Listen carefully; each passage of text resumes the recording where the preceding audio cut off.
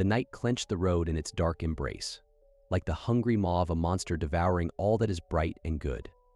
My journey home after a long visit to my parents turned into a torturous ordeal as merciless fatigue began to entwine my thoughts and squeeze my eyes shut. With each mile driven relentlessly, the weight of exhaustion grew, like chains pulling me into the abyss of sleep. When my gaze finally wearied of the endless stretches of desolate road, it fixed ahead and froze upon an abandoned motel, towering like a forgotten monument by the roadside. Its facade, cracked and forgotten, appeared as a man-made mound left by time at life's wayside. Yet in the darkness of night, it seemed like a refuge, a final island of hope in the ocean of madness. Entering inside, I felt like a traveler stepping into a mausoleum of the past, where every stone, every plank, seemed a repository of memories lost in time. At the reception, a silent man, his countenance an imprint of the past in the wrinkles of time, awaited. His eyes, dulled by boundless darkness, watched me as if seeing something I could not. He extended a hand, handing me a key, and his words of farewell seemed like branches on the tree of life, withering in the shadows of the past. My room was like a coffin, carved in the dark depths of the motel. Its walls, like tomb slabs, sealed me in a world of meaningless nightmares. But fatigue was stronger than fear, and I chose to trust the darkness of sleep. Yet sleep was interrupted by a screech. Sounds like the cries of the dying tore through the night silence, causing the blood to freeze in my veins. At first, I thought it was the noises of the night, the voices of ghosts calling out to me from the past. But then came the thunder, like the fist of a god pounding against the walls of my sanity. My rational explanations crumbled like ash, blown away by the winds of madness. I rose from bed, ready to face what lurked beyond the walls of my room. Step by step, I approached the door of the neighboring room, feeling my heart pound like the tolling of bells in the temple of fear. My hand trembled as I knocked on the door, but there was no answer, only a grim silence pierced by the sinister whispers of the night. I dared to open the door, and darkness engulfed me like a prisoner plunged into the abyss of darkness. But the light of my flashlight unveiled the nightmare creature, long and contorted, its body twisted under the weight of its own malice. Its skin, like sheets of paper, was covered in writings, unknown languages of fear. It was headless, yet its eyes gleamed like endless abysses, ready to swallow my soul. "Give me your head," the creature hissed, its voice piercing me like an icy blade sinking into my flesh. I stood frozen, like a statue, my soul crying out for salvation, but my legs were anchored to the ground by fear. But adrenaline gave me strength. I pushed the creature away and fled, like a beast, from the nightmare chasing me.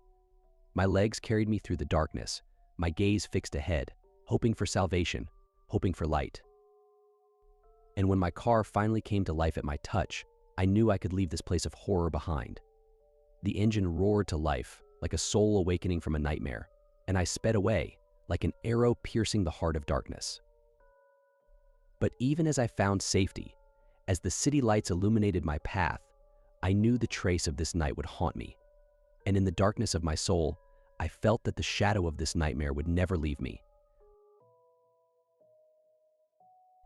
The journey along the dark, deserted road became increasingly exhausting with each passing mile. Fatigue enveloped me like an impenetrable fog, and I realized that I wouldn't be able to continue driving without stopping. My eyes were closing on their own, and my thoughts became more and more muddled and elusive. I couldn't afford to fall asleep at the wheel, so when an old motel appeared on the roadside, I decided it was my only hope for rest. The motel looked abandoned and forsaken, as if it were awaiting its last guest before final closure. I entered inside and immediately felt a strange heaviness in the air. The motel clerk, a grim old man with empty eyes, handed me the keys to my room without saying a word. His gaze made me shudder, but I took the keys and headed to my room, hoping for a peaceful sleep that would chase away all these strange feelings. The room I was directed to seemed like a trap, disguised as a cozy abode. The smell of age and mold hit me like a wave of cold water, and the interior, covered in layers of dust and peeling wallpaper, created an impression of abandonment and oblivion. But I was too tired to pay attention to that, and I lay down, hoping that sleep would bring me at least some relief. But the sleep turned out to be not as peaceful as I had hoped. I heard noises coming from the bathroom, whispers and rustles penetrating the silence. My heart began to beat faster and cold sweat covered my skin. I got up from the bed and approached the bathroom door, clutching something resembling a weapon in my hand. Whoever I wasn't going to become a victim of something unknown without a fight. I approached the bathroom door and suddenly froze, as if a cold wind had risen behind me. Something was moving inside the bathroom, and my heart was beating faster than ever. I didn't know what to do, but suddenly I felt that my presence here was not a coincidence, but part of something bigger, something I couldn't understand. I opened the bathroom door and barely suppressed a scream. There, amidst the flickering light of the lamp, stood a creature from my worst nightmares. Its eyes gleamed in the darkness, and the smile on its face seemed like the most incredible nightmare. It was too real to be just a product of my imagination. The creature approached me, its steps echoing rhythmically in the buzzing silence. I decided to open my eyes slightly, afraid of what I might see if I looked directly at it. But my curiosity outweighed my fear, and I dared to glance. It stood before me, crawling on all fours across the floor like a spider, ready to pounce on its prey. Its wide smile revealed rows of sharp teeth, as if it had no other purpose than to make me its victim. My mind rang alarm bells, and my body prepared for desperate resistance.